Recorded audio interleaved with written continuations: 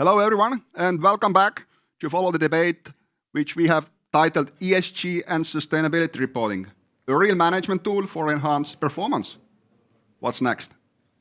For those who have joined us right now, just minutes ago, so we are here in Tartu in the Delta Center for the Delta Trends Day, and I would like to remind you that the debate which we will have now is very much based on the three keynote speakers we had in the beginning of this session. And I'm really happy to introduce you once again our three keynote speakers and participants of this debate. We have here Oana Apostol from the University of Turku, Hannele Mäkelä from Tampere University, representing academia, and then we have also nicely the representative of business to have a bridge, so start to building bridges between academia and business. So Katri, Tallink Group, head of communications and ESG. So good to have you here. Thank you. Thank you. Let me start this first round of questions by referring back to what Oana said, and my first question also goes to Oana, but also for others. But what Oana was talking was about grand challenges, and what I really picked up was that more and more companies, organizations report on their progress towards lowering negative externalities and showing how they improve and contribute to the society and the nature and at large. And yet, such increasing reporting activities don't seem to be reflected on the current state of the planet and the species living on it. So, because their situation is steadily worsening. So my question is, why is it so? Yeah, thanks, Peter. That's a very good question indeed. There can be many answers to this question, and I don't really know the right answer, so I'm only speculating here. Of course, it can simply be that, and I'm not denying. I mean, I do believe that business organizations are well intended and they are really reporting the progress that they are making. So I'm not questioning that. It can simply be that the progress we are making is simply insufficient. We need much more. And in my speech, I was arguing for making a connection between accounting systems and the bigger phenomena of our society that we are facing. So in a way that we would be able to connect our progress to what is actually needed at societal and planetary level. If I'm thinking about any, of course there are certain greenwashing activities going on, but I wouldn't like to go into this because I think they are not necessarily, the result of any malicious intent on the part of business leaders. I think it's more about the institutional constraints that quite many companies are facing in terms of being able to compete on the market or, being able to show progress in financial terms because they do have financial expectations. But this leads me to the next question that about assumptions what we have. Is hoping that these cumulative reporting activities on organizational level that we sum up somehow, is this assumption that this would lead to a positive change at the global scale sort of problematic assumption or a wrong, false assumption? We report more, but we actually don't see the real impact. I mean, to all of you. Well, I think, yes, also to come back to your first question that you posed to Oana, I think some of it also comes down to the expectation of companies doing more and more. We are not doing enough, but actually what we are doing is perhaps not focused. we are asked to actually report on and gather data on an awful lot. The ESG space is just so wide that as a company, as an ESG manager for a company, I have to kind of do everything from circular economy to reducing CO2 emissions to making sure that the pay gap is not too wide, and the expectation is very, very wide. We think that, okay, we now have CSRD, but the CSRD isn't there alone. There are still other requirements and other organizations coming to you for different data as well. The banks are asking you for different information, different data. So the amount of data and activities and things that you're supposed to be meaningfully engage in and drive some kind of impact in is just way too wide. And I think that's where Oana was also saying that perhaps we need a little bit of a clearer understanding of what is the purpose and where are we going and what are the goals. We need to agree on these goals and then try to focus on them, and perhaps not try to be the be-all and end-all and try to achieve everything at once. It cannot be done at once. There must be focus, and I think my fear at the moment is with the CSRD, and that's why I spoke about it as well, is that it's just diluting the impact that we are trying to achieve. Mm-hmm. Yeah. No, I completely agree with Oana and Katri on the things that they said. I think there is like behind all these recent legislative initiatives, there is this idea that the more information we get, the better decisions we can make, especially in terms of the global capital allocation. We can invest private money into green investments. So that's a nice idea. But then I don't know if in practice it's actually working. And also I think one of the aspects is that we don't know how to use this information. Like one aspect is of course the reliability and meaningfulness of this information, but we also need a lot of kind of training and education for investors and for just like citizens like I am or any of us on what to do with this information. Mm-hmm. So that's the other side of the story. Yeah. Oana, you mentioned greenwashing. And I would pick up this word still, even if you said you don't want to, stick to it. And I would ask Hannele now about this greenwashing, which we understand as, as a way of organizations misleading the public, that they or making us believe that they're, protecting, doing a lot to protect the nature, the environment, but actually they don't act as they promise or tell us. The question is, how significant problem or obstacle is greenwashing to tackling environmental and climate problems? Well, I do see it as a significant problem, and also to the extent that there is a new European Union law on this. So it has been identified as a problem, and now we have this. I don't remember the name of the law correctly, but Act Against Environmental Misstatements. Green Claims Directive. Yeah, Green Claims Directive, exactly. Against greenwashing, basically. So obviously it has been identified as a problem. Then again, it's kind of an area that is living on its own life. I mean, despite these claims that there are greenwashing, I think we can still focus on doing the right things. I mean, they can't be... it can't be kind of destroying all the good events that are happening at the same time. But there is this risk that if we think that the current reporting requirements would be kind of perfect or enough, and we kind of stop there, then of course this won't take us too far. But if we acknowledge that this is a learning process for everybody, and as Katri was saying, that we need to focus on perhaps less reporting and more on quality, and I completely agree that we need to acknowledge the situation as it is. We are still learning, we are practicing, we are kind of, it's a rehearsal in terms of learning what are the things that need to be reported, what are the material issues to be reported, and this will take us hopefully further than, let's say, just the greenwashing.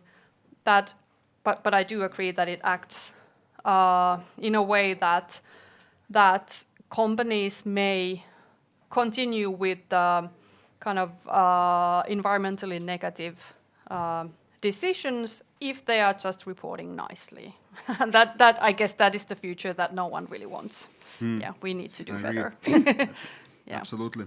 Yeah. Yes, I actually agree with you. If I can add that the Green Claims Directive is actually something I like.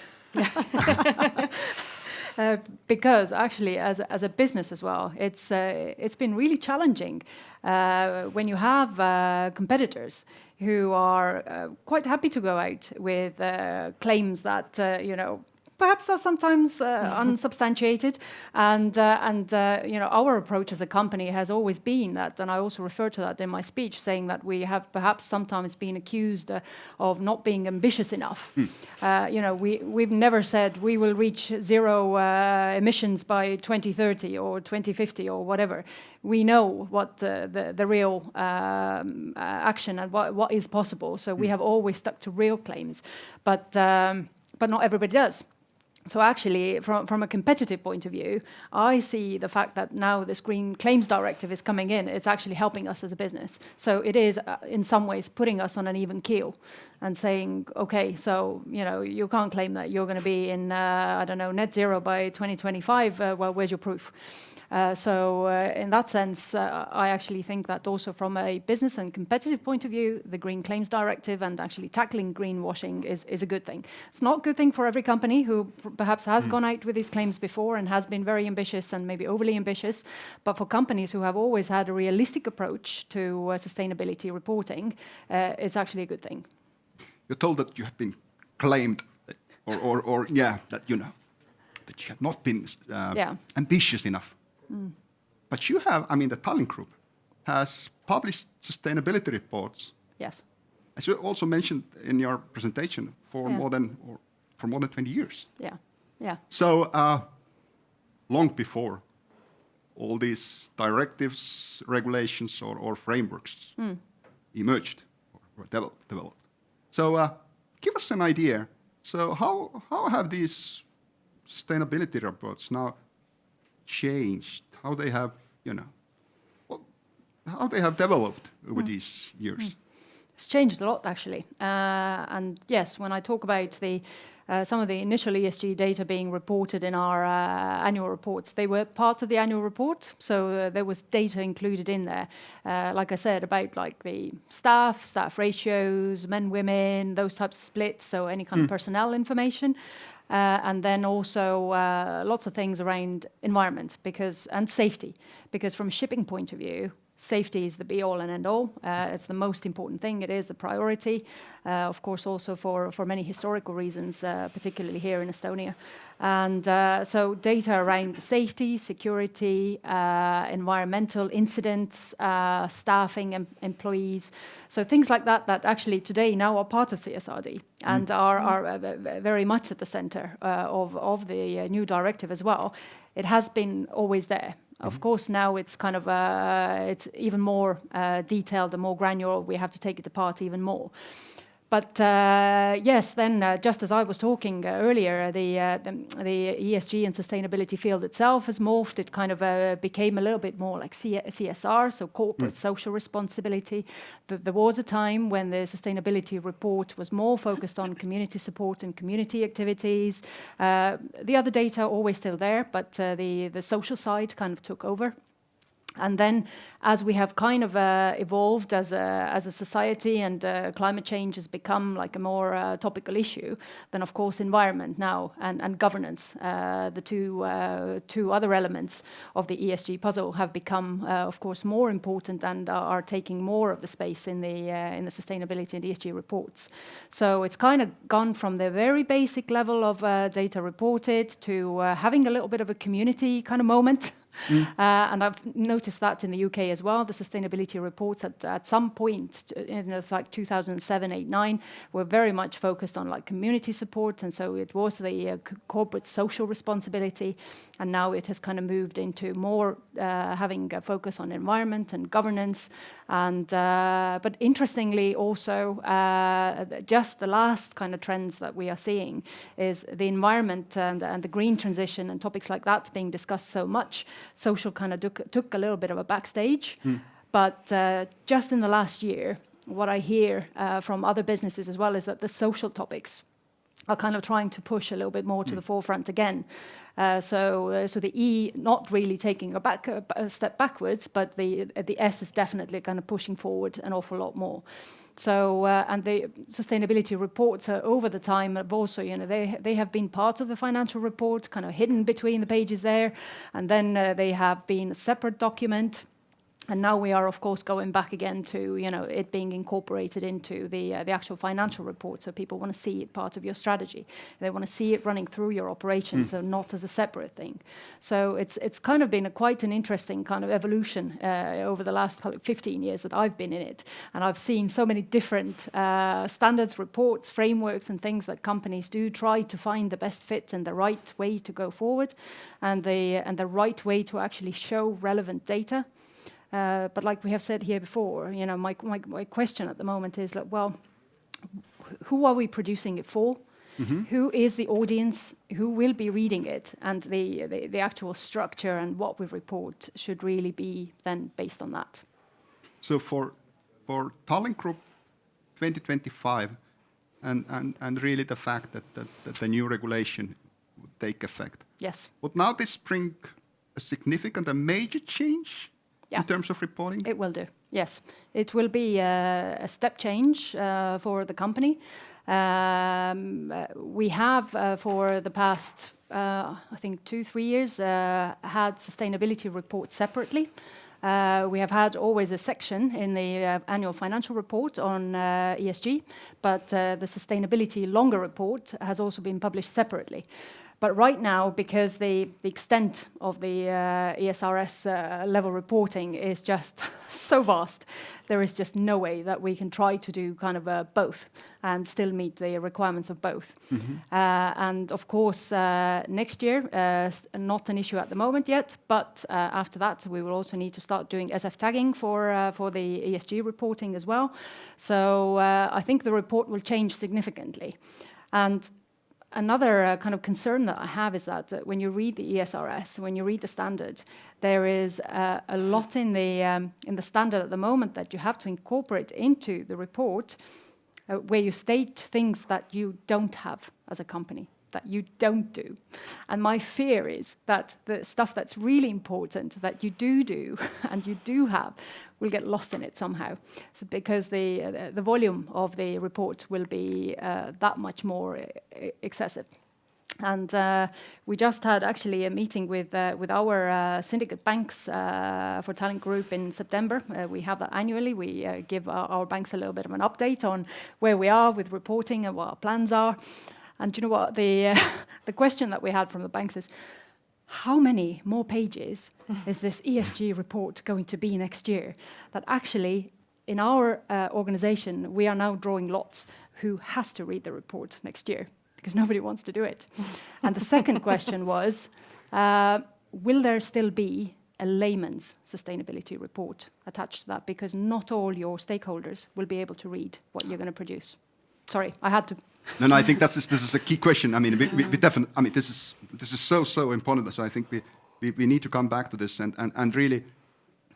Yeah, I suggest that let's zoom in into some key aspects, key elements of this ESG reporting, and I would start with materiality assessment, the topic Hannele addressed, and my question is based on recent, current research, the best knowledge we have in academia.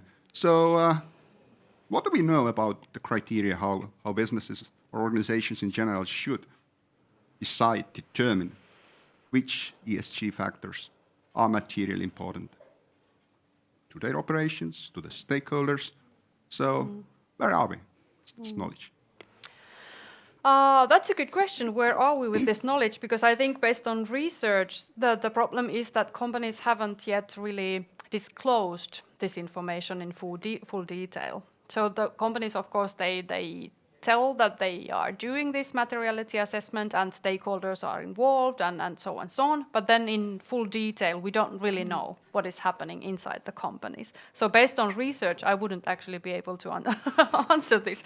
So then I would turn the question to Katri. So what is actually happening? Can you tell us? Yes, exactly. So then I turn to Katri and also you have done this. So what have you seen? We have done this. I have to say it was not an easy process. I guess, again, like I said in my keynote as well, it wasn't easy because at the time when we started it, so of course, CSRD was took effect in 2022, late 2022, so early 2023, we realized, okay, this is it now. We're going to have to do it. So, and we haven't got time to wait because we have 46 subsidiaries. We have so many different operations, so many different types of activities, such a vast value chain, and so many different stakeholders that in order to actually meet the requirement to have a meaningful engagement with your stakeholders and your value chain, this is going to take a long time. So yes, it was difficult to start because at the time then when we kicked off with it in 2023 in February, there wasn't much guidance around it, how to do it, how do we do it, and how do we actually approach it. So again, we bring this host of consultants and saying, so guys, so where do we go? And they say, let's run here, and then you get another consultant that says, no, let's run that way, and then you're going to kind of have to come somewhere in the middle. And so yeah, we started, of course, in-house, so we did a lot of kind of brainstorming and workshops and sessions in-house. First, we took the standard, read through the standards, try to understand, explain it to our management as well, and then management kind of workshops try to understand their view on the possible IROs, explain the IRO process, what are IROs. First of all, try to explain to them what is double materiality. What do you mean with this? And we've done materiality before, but double materiality, this is something completely new. And so doing that, then trying to kind of assess your whole value chain, try to understand actually who can you engage with. And then you actually have to explain to your value chain and your stakeholders what's double materiality, why do you have to do this, and why do they have to be involved in it. So it just is a lot of energy spent on kind of educating your own value chain and the market actually.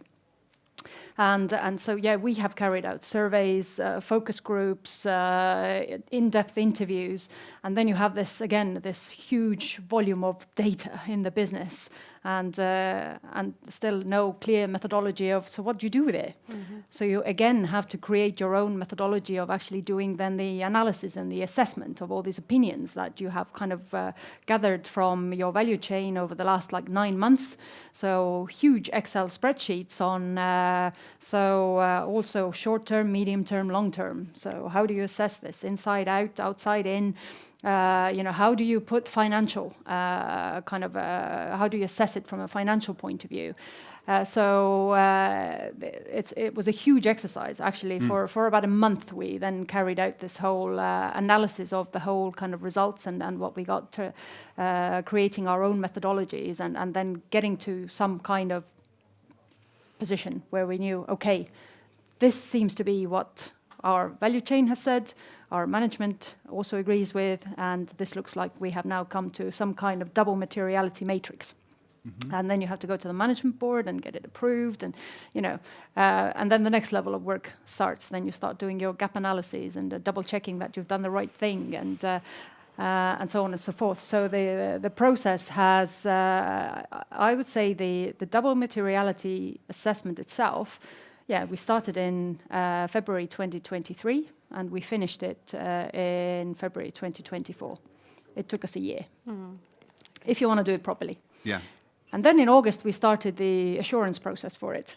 Oh, good. And we have been going through assurance on it for the last 3 months, trying to explain then why you develop methodologies like you did. Mm-hmm. So, for ESG practitioners for whom this is also all very new, it actually is it's a huge chunk. You have suddenly had to become like a data analyst, a stakeholder engagement person. There's a lot of assessment analysis that takes place. So sorry, I could go on forever. Yeah, and this. I mean, this leads me to the next question about the materiality or taking the other perspective, the user's perspective. Yeah. So how as a user, as me, or whoever, anyone else, as a user of these reports, how can we be sure that the information that companies present there is really materially important, that it's reliable, that it's trustworthy? Yeah, Hannele. Yeah, no, I would again point to this transparency in reporting, because I completely I sympathize with this huge process that you are. I would I would Yes, not I want know. to be in your shoes. I have been told many times that nobody wants to be in my shoes. Yeah, but it's me also neither. super interesting. Like once you got this huge bunch of different kinds of opinions, like from different stakeholders and from within the company, then what do you actually do with them? And I think this is an essential part of the reliability of the whole reporting, because you have to show, and this is what I would expect from the new reports also, that there is more reporting on how you actually did this process of prioritizing the different opinions and this commensuration between different sustainability aspects, like how can you actually rank them against each other and all that. And I think this is really important in terms of the reliability of reporting, is that these would be openly disclosed. So how did you end up with this set of material sustainability impacts instead of something else? And then when I've been talking to the auditors, they're also, I mean, this is at least the impression that I got, but this is a kind of scary initiative for the assurers as well, because they then need to make sure that the gap is not too big between the expectations from the users and what the company has defined as material, and then it's the auditor who has to give their stamp on, I agree that this is the set of material sustainability issues instead of this one. But how can they know? Because they also have to have a huge amount of new expertise. Yes. Like you do, like we all do. Yeah. Exactly. Here are the two important keywords. Yeah. Auditors and what Katri mentioned, consultants. And I would ask about their potential role, but in a more general way, and really starting from what Katri also emphasized, that ESG stands for E, S, and G, which are really three quite different things, or representing different interests. And for non-financial audits, or assurance, however we call it, we really need experts who have deep sectorial or area knowledge. And then we can also use the metaphor of team sports, where people from different fields, different areas with different knowledge come together and work together. Some who have the knowledge of logistics, some others who know accounting, some others who know chemistry, engineering, etc. So do we have these people? Are these people among us, in these countries, in this region, in Europe in general, and where should they come from? So a question to all of you. Well, I'm not an expert in sustainability assurance in any way, but I have colleagues in my department who are working with that. And my understanding is that currently sustainability assurance is done by quite many of those auditors who have been doing auditing of financial statements, and now they have a little bit of training in sustainability aspects, but not too deep. But on the other hand, they have very clear ideas of what assurance consists of. There are certain standards and certain procedures that they have to follow, and they go step by step in following those procedures.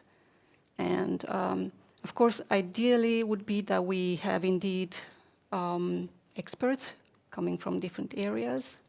If you talk about carbon accounting, you need experts in measurement of carbon accounting, in measurements of carbon and biodiversity and so on. And I hope at least that we are going into a direction in which there would be more collaboration between these different types of expertise within, the accounting domain, and auditors would be able to do this auditing in this way. But at the moment, it feels like we are not quite there. I'm not sure what is the impression of other colleagues. As I said, I'm not really an expert in assurance in any way. Perhaps Hannele can pick up on this and elaborate more. Well, yes, this is of course something that we have been thinking about a lot in the university in terms of how do we actually teach the future business leaders, and teaching the accountants. My opinion is, and I think many of my colleagues agree, is that we are still teaching them to be accountants first of all, not sustainability experts but accountants. But also then they need to realize what is their role within the whole sustainability information production system. And I think you, Peter, said the key word is that we need to be able to communicate with each other. So the accountant must be able to learn to speak the same language, the sustainability language, than the other experts in the area. But yeah, overall we are still we are business leaders, we are accountants, and that's our expertise in this field. But the communication with different people is the key. And the same for the assurers, at least. Well, the education, the change in how to educate the sustainability reporting assurers is an undergoing process in Finland. But there is this transition period where we now are educating the current auditors to be experts in sustainability assurance. And again, it's the same thing. There is no way that we can teach them to be sustainability experts. They are still overall they are auditors from the accounting and kind of business perspective.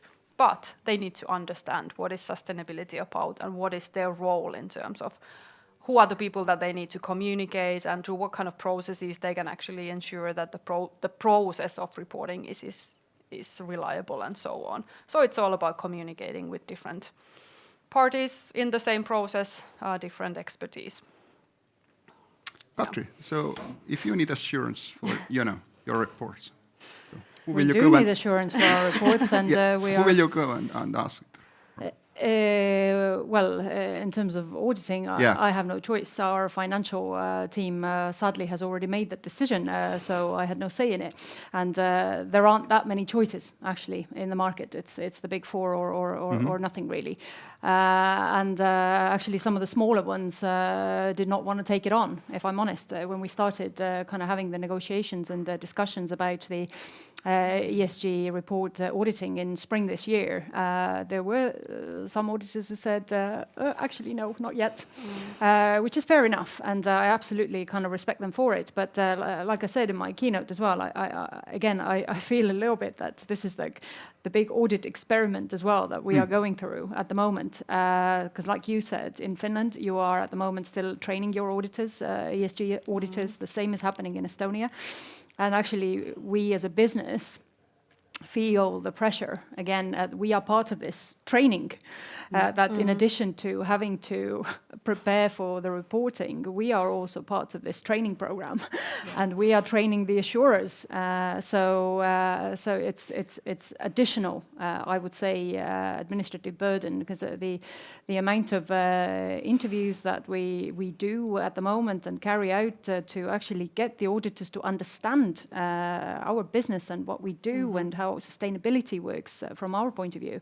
It's a lengthier and more extensive progress and process, than it probably assurance in the future will be for ESG. And also, I think from the ESG assurance and auditing point of view, it's so subjective.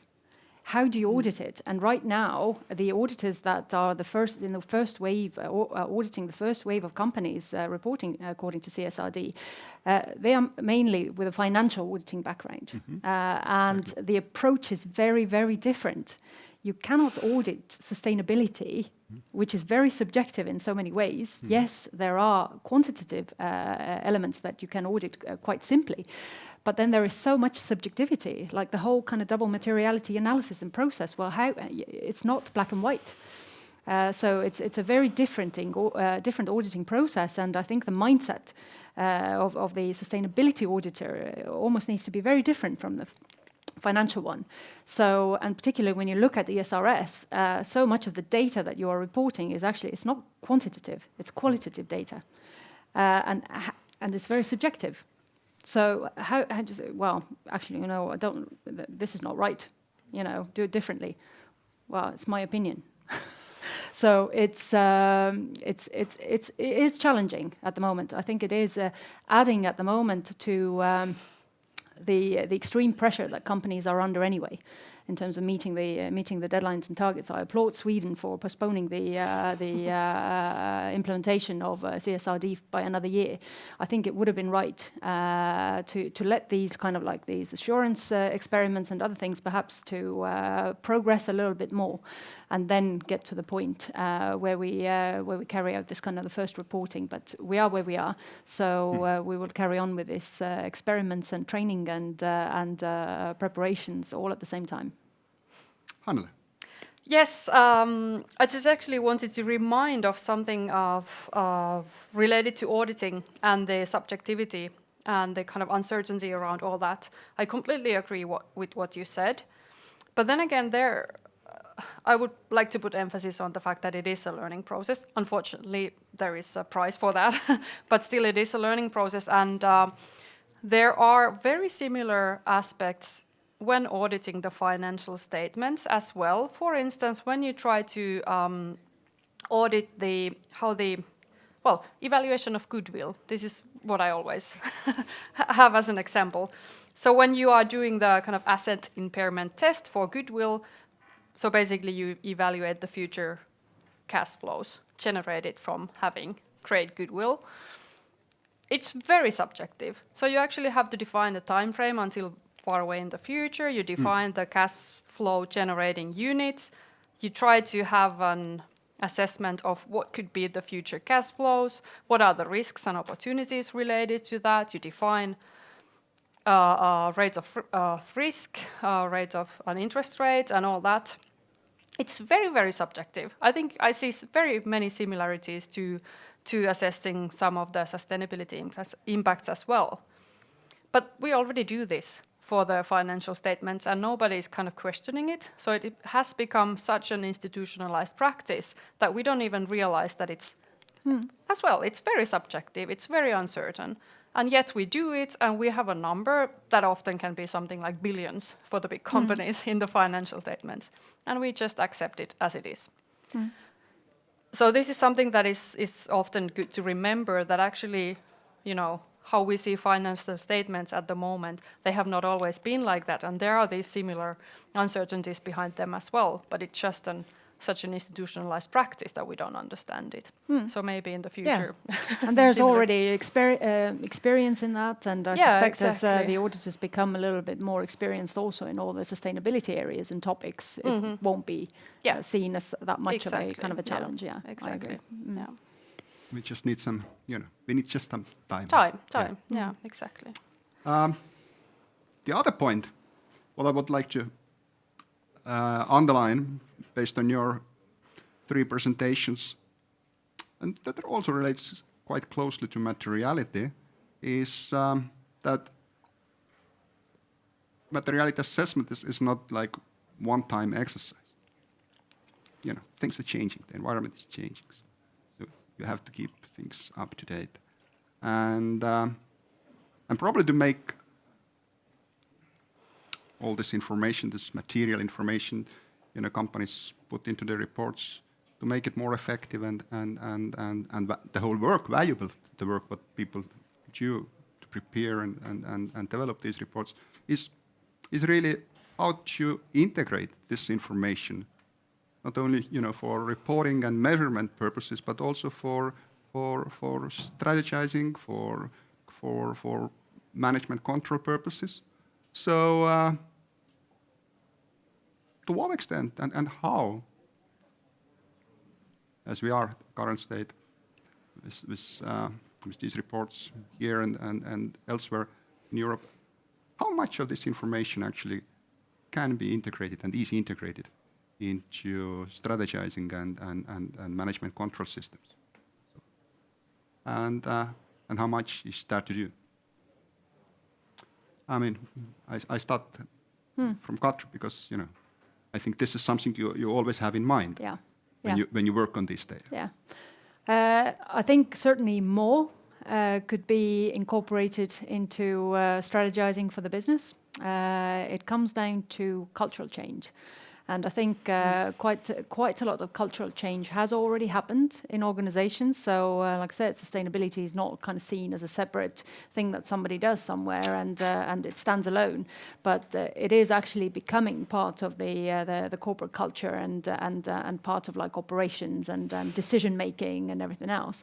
But there is definitely more that can be done. I think what businesses need to see to do it even more to incorporate it into the business and strategies is some return on investment on all these sustainability like actions that they are taking and all these policies and procedures and things that we are putting in place.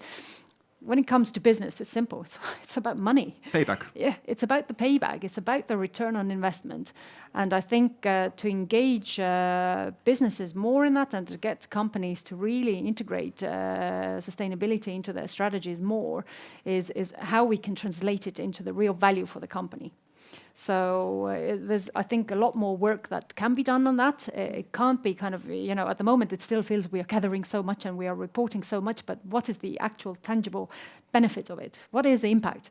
And what is it doing for my business? You know, we can say that, you know, also working in communications, I can say, well, it's a reputational benefit, but okay, but the financial benefit is then what?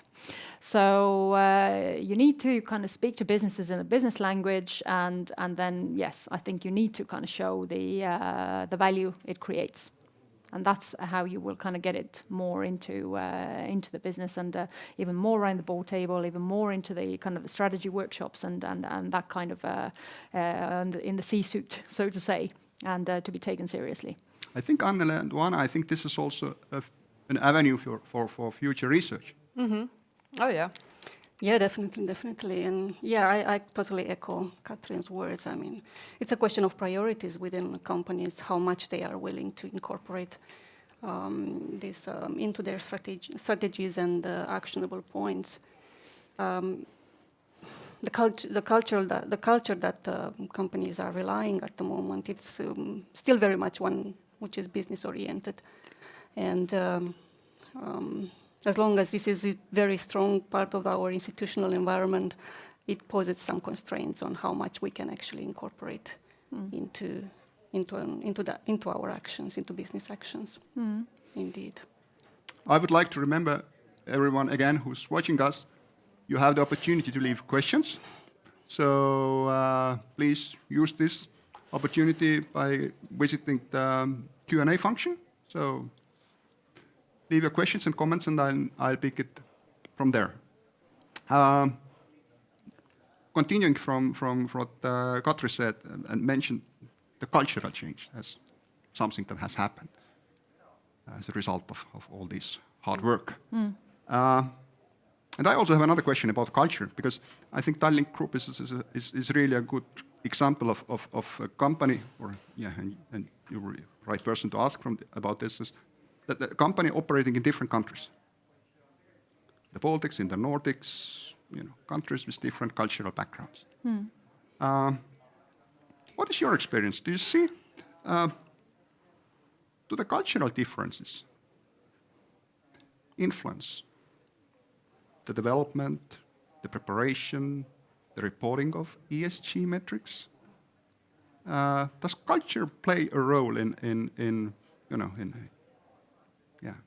the development and process and also in terms of outcomes of all this work? So. It's interesting. I think actually culture perhaps played a little bit more of a role in the kind of the sustainability and ESG development pre-increased regulation and pre-COVID. it was a very interesting kind of shift that we noticed. Pre-COVID, actually, we had a lot of pressure coming to tackle sustainability issues from our customers, and particularly in Finland and Sweden. So the Nordics were kind of very far ahead, and here in Tallinn, Estonian customers didn't really care about that much. Latvia, Lithuania, don't even mention it. But surprisingly and interestingly, yes, as the kind of the green transition and the regulation has increased, our customers are asking less about it. And even the Nordics, and actually we are seeing more Estonians now asking about it. So this is some kind of interesting cultural kind of shift taking place here. Pre-COVID, we actually had customers writing to us and emailing me more or less on a weekly basis. One of my colleagues will know it as well because we were answering all these emails. So I have the CO2 budget, annual budget. And I want to know, I'm traveling from Finland to Sweden on the 9th of December, and I want to know if this journey fits into my annual CO2 budget. And we're like, Jesus Christ, how are we going to calculate that then? And these things were coming in kind of on quite a regular basis. And I think whatever happened in the pandemic, people's kind of, focus and priorities and things kind of shifted a little bit. I don't know if you've noticed that probably in some of the other countries as well, but it's kind of this, these things are not at the moment, don't seem to be like a priority coming from customers. The pressure and the interest is more coming from institutions, from organizations that have to deal with the regulation. So from a customer and like a cultural point of view, we don't see it as much as we saw it before for some reason. And when it comes to kind of in the company, a similar kind of shift has happened at the moment. When we had kind of the Finnish and Swedish kind of colleagues kind of really pushing for sustainability like topics and issues even a couple of years ago, then right now we don't kind of feel it as much. What's probably creating again more issues for international companies like us is it's the different kind of national laws and regulations and the disparities that come from that, trying to kind of marry up the reporting when you have like very different employment laws, for example, in the different countries. So it kind of warrants the company to have to look at processes and how we kind of try to meet the regulation requirements and standardize all these different kind of regulations and national things and define them for our business. So, very, very simple things like, work accidents. They are, for example, defined very differently according to the employment laws of Estonia, Finland, and Sweden. In Estonia, work accident is something that happens at work. In Sweden, work accident, you travel to work and an accident happens, that's an accident at work. So it's about how do we actually kind of make these types of things also standardize them across our business. And make sure that this kind of works into the reporting and supports the reporting requirements. I think this is also probably a bigger challenge at the moment than the cultural things. Any observation regarding cultural differences? Well, these are good topics for research, I think, that we need to pay more attention to. So we get lots of ideas. Yeah, lots of ideas. You should talk to business more. Exactly. No. But I think this is an interesting point of view, and I do notice the same in Finland in terms of like individual consumers. I think the kind of the rise of the sustainability awareness was before COVID, and it was kind of a trendy topic. So even individuals were calculating their carbon footprint and all that. But I see a decrease on that. And then, also it might be the fact that there is more and more legislation. So on general level, things are getting better. So maybe individuals feel that they don't have to do that much, or maybe they just got bored. I don't know. I don't know. But then in terms of the global sustainability governance, these are definitely important aspect. So we need to understand in terms of like the European level regulatory initiatives, like how do they actually work in different cultures. So that's definitely an aspect that should be considered when we have these common laws. Of course, they are then being implemented on a national level a bit differently, but overall, it's something that we need to be mindful of. And I think that we also need to pay attention to the local needs. I mean, these might be quite different from a place to another. If we look at water, that is something which is not such a big concern in northern countries, but then if you move to southern countries, then that becomes an issue. So we need to pay attention. There are cultural differences, but there are also different needs in different places that we need to pay attention to, I think. Absolutely. Different things are material in different places. Exactly. Yeah. Exactly. But now the big question. What's next? And what's next in terms of regulatory governance? Interesting to hear your views, your opinions. How do you see the regulatory environment here in Europe? We know that starting from 2025, big change taking place and having effect on the Tallink Group and also other companies. But let's visualize 5 more years ahead. And you also mentioned here that we have really different frameworks, different standards, I mean, should we need less? Should we move towards one standardized framework and say that's it? Everybody follows this. We can easily compare what companies or other organizations are doing, reporting. How do you see it? Where are we going in terms of regulations? Well, or where should we go, or could go? Yeah. Now, from an academic perspective, I think it's just wait and see, because I have the impression that nobody really knows, for instance, in terms of the different reporting frameworks, like what is really going to happen. We talk about this harmonization, but then again, in practice, it's not really happening. So there are these different powerful institutions promoting their own frameworks. And for that, who knows? Who knows? It's something to be followed. And again, it's not the clearest situation for the ones who have to report. But also in terms of how this new CSRD is going to be implemented in practice and what are the real impacts, or again, it's kind of a wait and see situation. So I think the future years, the next couple of years, we actually be quite influential in terms of how it's going to be implemented in practice, what kind of reporting environment is going to be institutionalized in 5 years' time or so. Because I see kind of opportunities for many different developments. So now that we have the law, it still doesn't mean that it's going to be implemented effectively on a general level. So yeah, it's an interesting time. But yeah, as a researcher, I can always kind of take a step back and observe. So that's lucky you. Yes. Yes, exactly. But that's what I will definitely be doing. Yeah. Yeah. Well, in a way, I'm happy that the European Union has taken the lead with these new standards. Although I understand that from a business perspective, these are very stuffy and very demanding and requiring a lot of investments and all that, and I totally understand that. I mean, I'm sure that they will still work on the standards and making them a bit more workable in the subsequent years and make them more approachable from your perspective as a business. So I'm happy with this development in a way, and also happy that the European Union has been working on the double materiality concept, which is something that is missing from the IFRS standards. But yeah, on your question whether we should aim for a single standard, it's always, that one size doesn't fit all, and we might still need different frameworks around because they are not fitting the local context.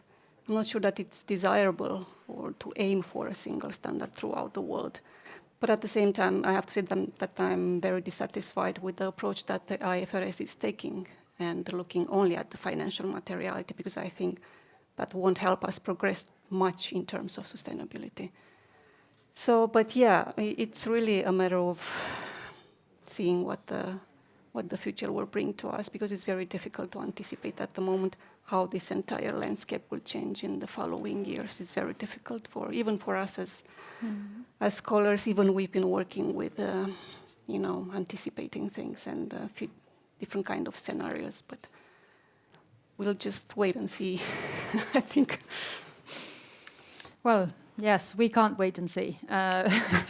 We will just have to focus and deliver at the moment what is being required.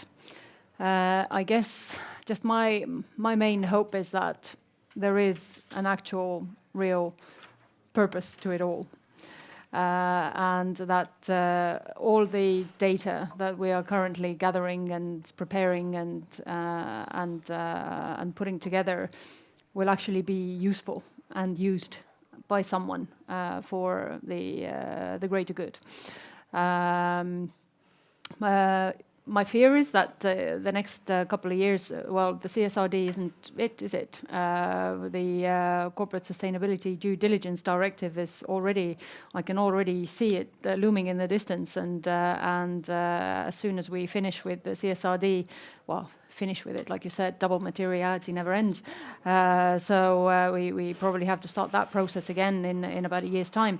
But once we kind of finish the first report, we probably have to start looking at the next directives and the next things, because right now we are focusing on our own business, our own company, but then the next level is the whole value chain, because the expectation there is to delve deeper also into the value chain.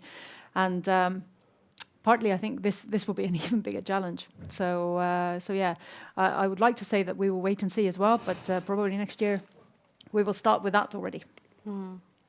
Just one thing to add. One of the things is this key both to academia but also for business practitioners is that given the seriousness of the current situation, I think a lot of more resources should be invested in this, both within the companies but also academia. So it's like if it is something that we want to take seriously, then I agree. More resources should be put into it. Like the reporting, it's such a big initiative. It cannot be done with the previous amount of people, but completely change how organizations are being organized. I see that our session is approaching the end. So, but I would like to finish with a positive note. So, since one of the aims has been to build a bridge or bring together academia and practice, just very shortly, one idea about how academia, especially accounting scholars, could engage more effectively with practice and what are the opportunities for us, for researchers, for cooperation and more meaningful or more valuable contributions through empirical research. So just shortly, something very positive or positive, well, hopefully. I think accounting researchers have been engaging already with organizations, not sufficiently. We definitely need much more engagement, but I think we know how to do it. I mean, we can engage with organizations simply by going there and listening to see what kind of practices there are in organizations, or then we can engage in interventionist type of studies in which we are actually collaborating with companies to get them a step ahead. So I think we know how to do it, we just need to do it. Hannele. Yeah, to continue from that, I would actually point to our the other thing that we do at the universities is that we teach. So in terms of the better we understand the current practices and the future needs throughout research, through research, the better we can educate the future leaders, which hopefully then will be beneficial for the companies. So be mindful of all these together. Yeah. And the final word. Final word. What is what businesses would? I think I have given lots of ideas for research already during our panel here, but I agree.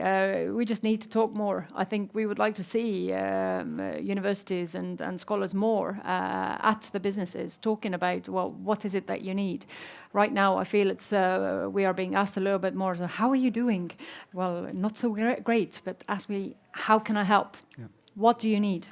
That's what I want, and I think that's where I think we can collaborate a lot more, rather than coming to us and saying, I have this research and I'm doing this, and can you contribute? I would like people to come to me and say, what do you need? Is this idea? It's really good to finish here. I'm very happy for our discussion, for your presentations. thank you for coming to Tartu. And yeah, I mean, we have made, at least here already, a good start for deeper cooperation. Thank you again. This is the end of session 2, but Delta Trench Day is gonna continue.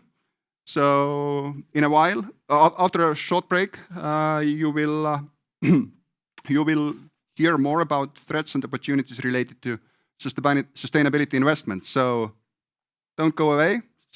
Stay tuned.